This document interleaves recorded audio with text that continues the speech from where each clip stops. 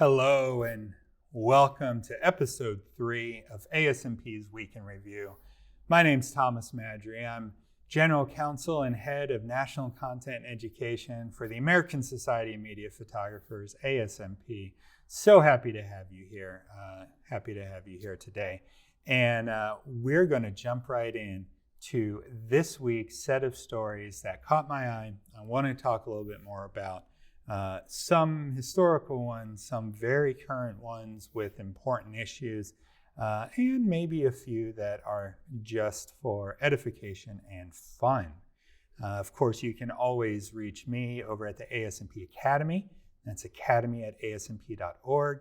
If you have any thoughts or comments about ASMP's Week in Review, very shortly you're going to find this on all the major podcast platforms as well as on YouTube. Keep an eye out for that as well. So without any further ado, let's jump right in. This is episode 3 for the week of November 15th. We will be taking next week off for the Thanksgiving holiday, but we will be back the first week of December with a whole new set of stories and interest in the world for visual creators. Now, ASMP and the ASMP Academy are so excited to be partnering with Petapixel on these shows. And what does partnering mean in this context? Well, every week we search through the Petapixel stories that have come out, and we find 3 to 5 of them that we think make a real difference. And so that's how we source our stories from the great journalists and editors over at Petapixel. And I think we have a real good selection for you this week. Well, we're going to start with a story about the Environmental Photographer of the Year Award. And there's some significant controversy and some really important issues that need to be discussed with the winning image.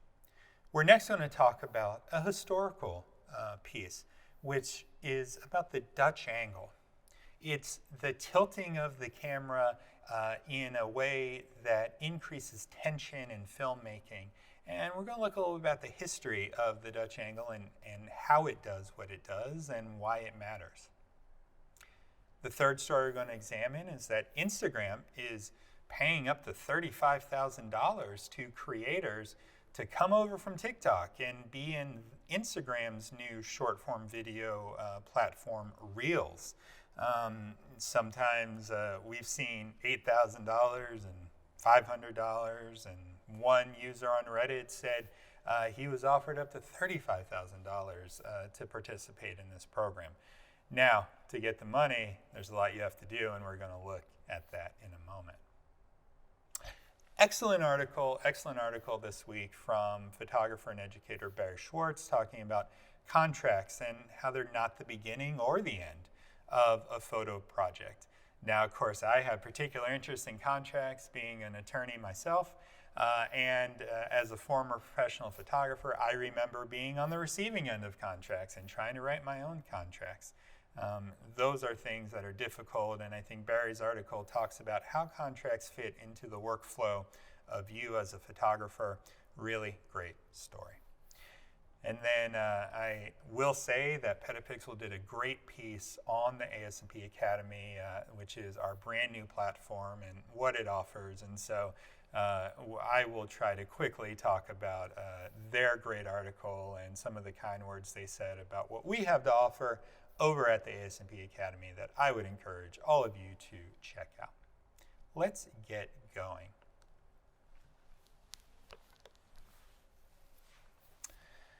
So I mentioned there was controversy in the Environmental Photographer of the Year Award for 2021. And this controversy has a number of dimensions. The first dimension is that in the winning image, which is depicted over on the left-hand side of the screen, the winning image shows a child, a black child, sleeping in a house that's been destroyed and is in disrepair. And the house has been destroyed by coastal erosion. And this is in Ghana. And according to the organizers, the image raises awareness about the rising sea levels in West African countries. Definitely an issue that is of great concern. But when this winning image came out, it quickly garnered attention from a few users, more than a few users on Twitter. Both Duck Rabbit Blog and the Black Gaze Twitter users, and I have their Twitter handles there, including links to their Twitter posts on the Academy page related to this show, raised very serious concerns. As Duck Rabbit Blog noted, this photo that won Environmental Photographer of the Year 2021 raises so many questions. Why is the child sleeping in the sun? Why is the child sleeping in an abandoned house? Is it because the child is black that the judges don't ask these questions?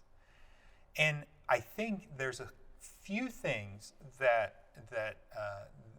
he's getting at here. And one of them is the idea that this photo could possibly have been staged, which is an issue that the organizers responded to a little bit later. And the bigger issue are issues of race and why the judges would accept this in one context and might not accept this in another without asking questions. The other responses on Twitter, which we didn't have room to post all of them here, of course, but we will have links to the main conversation threads over on the Academy page, is the other responses are equally probing. What is the rationale of the judges? What is the responsibility of the organizers? What is the responsibility of a contest in general when it comes to children? Can children consent in the way that adults can consent to being in a photograph? Is there a difference between between an editorial type photograph and a different type of photograph? And what if the photograph was staged for maximum impact? If maximum impact means there's more awareness raised for whatever the photographer is seeking to raise awareness for, how does that fit into the mix? These are really critical questions. Now, in the competition highlights that, quote, entrants should understand that the objective is to remain faithful to the original experience and to never deceive the viewer or misrepresent reality. The latter point has raised questions about the creation of this photo and whether it was staged, and it also calls into question whether permission was acquired, and if so, who was able to grant it as the child featured is underage. Now, part of the contest rules say that by submitting an image to the contest, you have all the rights that you would need for the people that are in the photo. And the Petapixel article and many of the Twitter users raise an important point, which is, can a child give consent? Even if the child did give consent to be in the photograph, is that consent legally valid? Should it be accepted by the organizers? What kind of questions should be asked?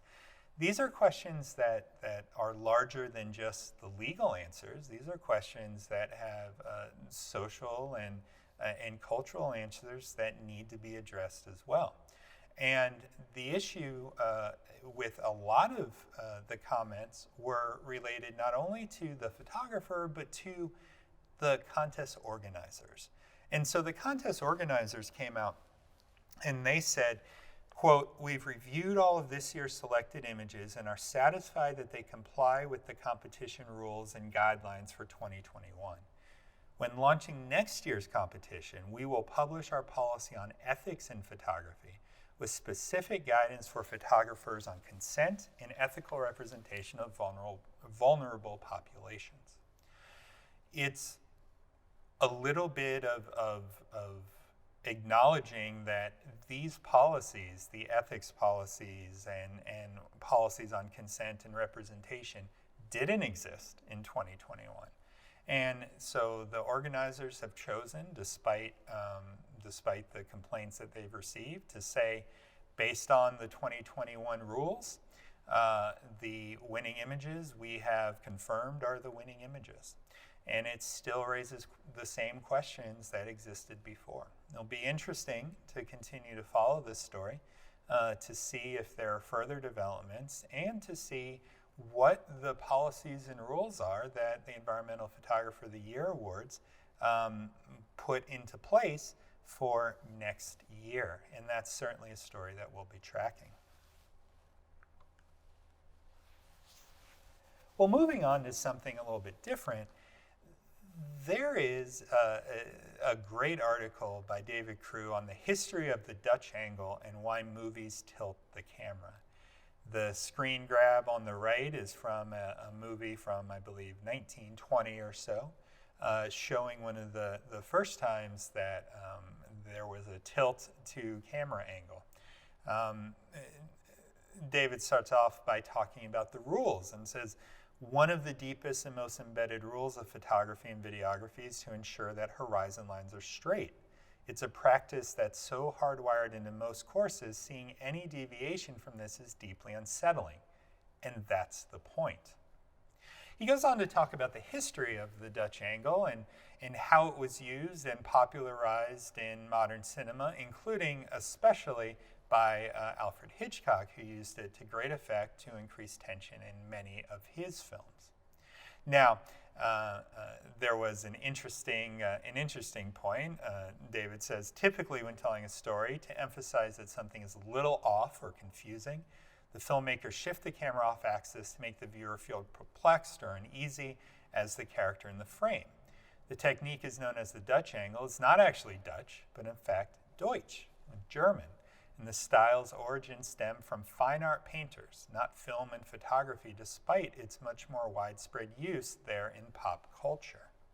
Now, there's a very great link and embedding of a YouTube video, I believe by Vox, that talks about the history of the Dutch angle. I believe it's 5 minutes long, and it uses a lot of different video clips that show how this technique is used to great effect. It also shows the origins that David was talking about in relation to fine art painters.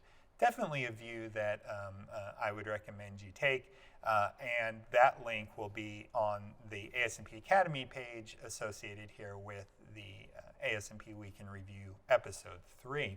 So you can click on that and watch that YouTube video, which I thought was exceptional. Now, the story has a lot more layers and a lot of depth to it, and David talks about how this develops tension. The tilt is featured prominently in films like Citizen Kane, The Third Man, many of Hitchcock's thrillers, and now it's used in nearly every film and commercial shot when the filmmaker is trying to convey a sense of confusion or anxiety. And this is one of those things that once you see, very hard to unsee.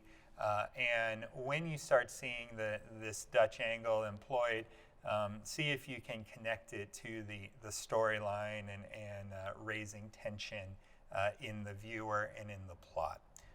Great article. Now, in the last few weeks, we've talked about Instagram, we've talked about Facebook, how they're getting rid of facial recognition. But this was an article that caught my eye. Because Instagram is paying up to $35,000 to lure creators away from TikTok. And Instagram's platform is now called Reels. That is their competitor to TikTok and their short-form video platform. And remember, Instagram CEO Adam Mosseri, who we quoted last week, as saying that Instagram is moving more towards shopping and videos, right? And so we're going to see a lot more on the video space, and this looks like to be one foray into that. Because Instagram wants its users to post Reels, it's paying money to creators to do so. The value that some creators are seeing varies between $1,000 and $35,000, and the parameters really aren't clear as to who is being asked to do this, how much the money is worth, why one group gets X dollars and the other gets a different amount, and it doesn't seem to have to do with followers, right? Now, this is called the Reels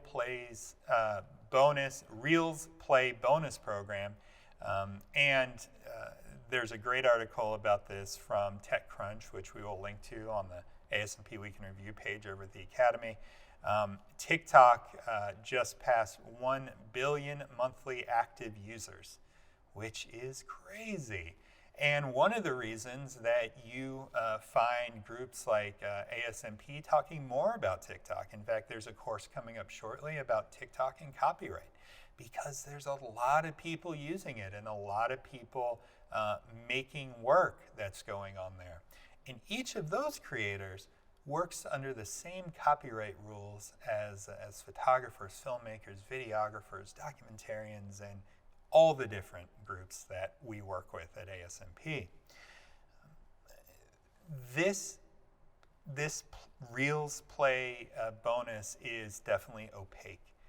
It's not clear who is getting these invitations.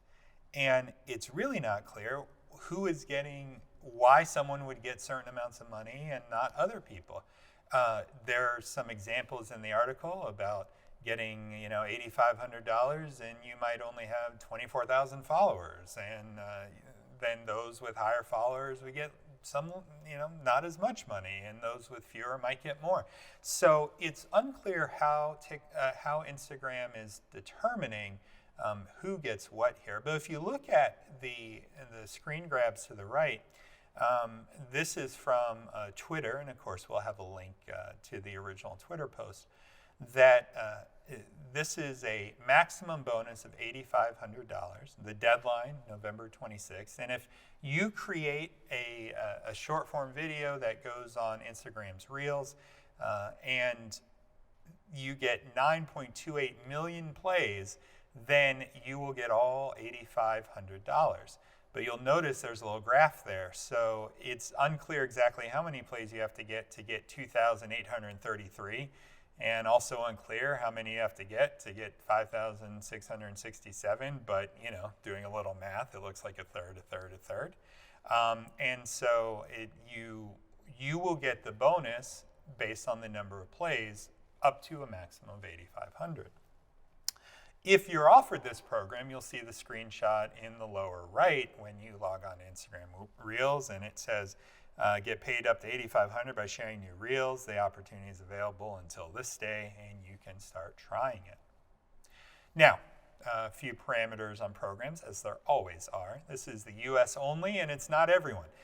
This is being slowly rolled out to users. It's an experimental program at this point, and it is only for US users at this time, although if that changes, we will let you know, because this is, I think, the beginning of what is going to be a very large battle between TikTok, with over 1 billion active users a month, and Instagram with, as we know, between Instagram and Facebook, billions of users, active users a month as well. It might be that Instagram is a little too late to the party here because TikTok has such a foothold, but you can't ever count out Instagram and Facebook. They have the deepest of pockets to be able to do things like this. And I think you're going to see a number of notable creators who can hit these numbers of plays, move over to Instagram Reels, get that program launched.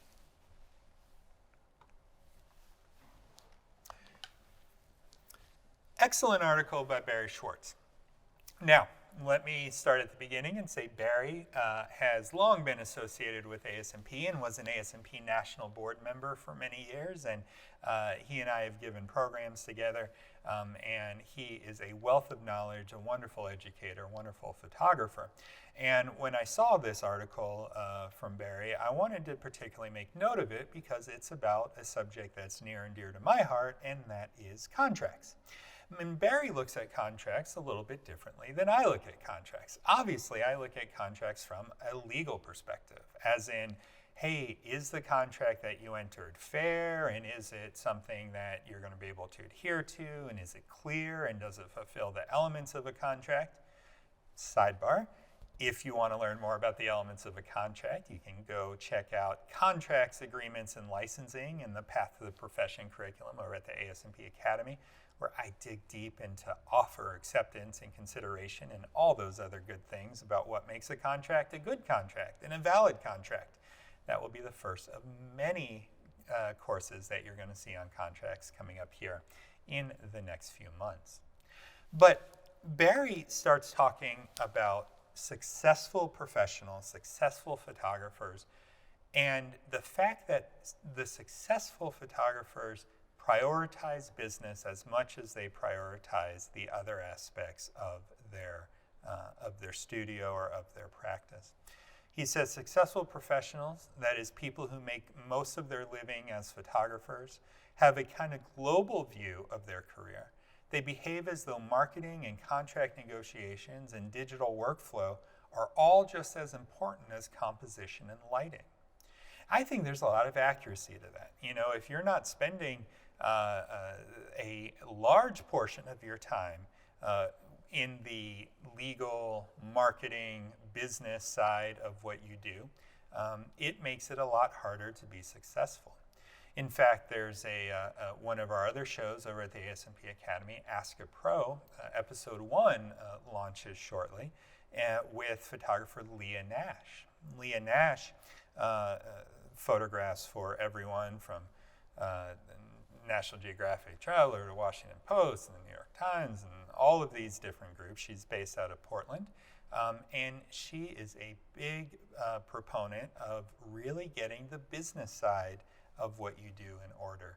She's also very exceptional at finance, and we talk about that in our interview in the first Ask a Pro episode. Again, you can find that at the Academy. Barry goes on to talk about how agreements begin with conversations. He says, all negotiations begin with conversation via email or preferably on the phone.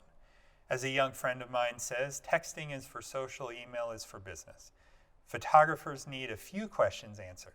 What kind of images is the client looking for? How many do they need? When does the photography take place and when does it need to be delivered? Where will it be done and how much money is involved? Not least, photographers have to know how the images are going to be used. Licensing. Exactly right. I will put in one caveat and I will say that texting is certainly a valid form of contracts as well. Without getting too deep into it, contracts only require that you have offer, acceptance, and consideration. And you can have a contract that's done entirely via text. They don't have to be these long, drawn-out documents. But the more information you have, the more protected both sides are.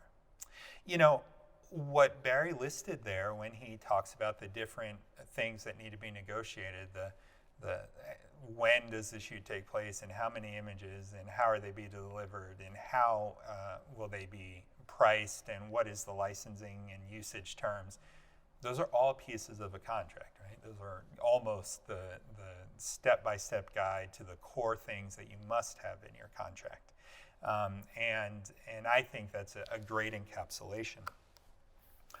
Now, you want to look for the wins, Barry says. He says, the best result, true in any business, is a contract where everyone gets what they want, a win-win, right? Now, win-win is one of those phrases that we hear kind of business speak, but in contracts, there's a lot of truth to it. Contracts that are entirely one-dimensional, entirely one-sided, are not good contracts, right? And you want both people to come out of a contract understanding what is expected of them and feeling like the contract has some balance to it. And that's really important.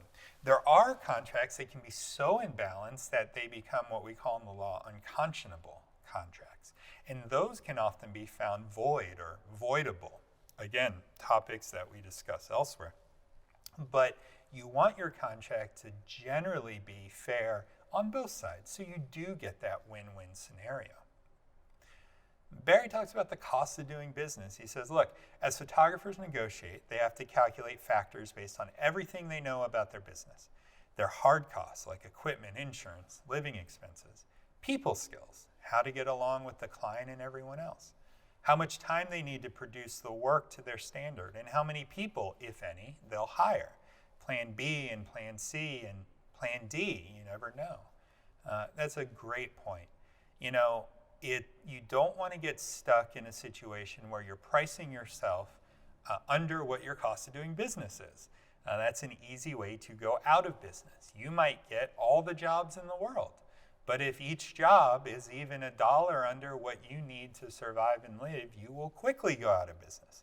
So you don't price yourself, you don't enter into contracts in a vacuum. You have to be considering all the different pieces of your life and your business. Now, I was happy to see that there are more articles to come on Petapixel from Barry, including, he says, I'll be writing about negotiating, marketing, photo specialties, copyright, insurance, contracts, assisting, releases, how to find and research clients, digital workflows, support trades, video, art school, and social media. That is a lot of things. So I'm definitely looking forward to additional articles in this series. But I think this is a great introduction to contracts in the light of, contracts are not the be-all and end-all. They're part of the life cycle of a photo shoot. Now, I'll close today by talking about an article that was written about the ASMP Academy, and certainly we are most appreciative for the deep dive that Annette Lucina did on the ASMP Academy. And the ASMP Academy, ASMP is 76 years old. The Academy launched just a little over a month ago. You've heard me talk about all the different pieces that are there. As Annette writes in her article, it's a new business, legal education, and training platform for all creatives that covers almost every aspect of running a photography or visual content creation business. And that's our goal. That's what we're trying to add. New content coming up every single week, including these shows, 2 to 5 hours of new content a week. We have legacy videos, including building on what Barry was saying. There's a video we just posted a week or two ago that I filmed last year on negotiation. Kind of a legal view of the best principles of negotiation. I think it's an excellent watch. But it's not just videos, they're documents and more. We have over 20 business and legal documents, all of which have been rewritten from the ground up. And ASMP members can access all of those in a Word doc format, so you can edit them, and you have to edit them to make sure they apply to your specific situation. We also offer one-on-one clinics. So if you're an ASMP member, you can sign up for a 15-minute time slot. And on Tuesday mornings, you can sit down with me via Zoom, and we will talk about the things that are going on in your business and help get you to the right resources that you need. And of course, we're really happy to be partners with Petapixel on this. Academy.asmp.org is where you can find all the ASMP Academy work, and definitely check out the links to all these articles. We put all the ancillary links on the show page. Go back and look at episodes 1 and 2, see all the links that are there, read these articles, and take a deep dive. Some of them are incredibly interesting. Again, we will be off next week. We will be back the first week of December. I'm Tom Madry, very excited to have this opportunity to speak with you. Send me any feedback you wish. Academy@asmp.org is a wonderful email to get a hold of me. And we will talk in just a few weeks.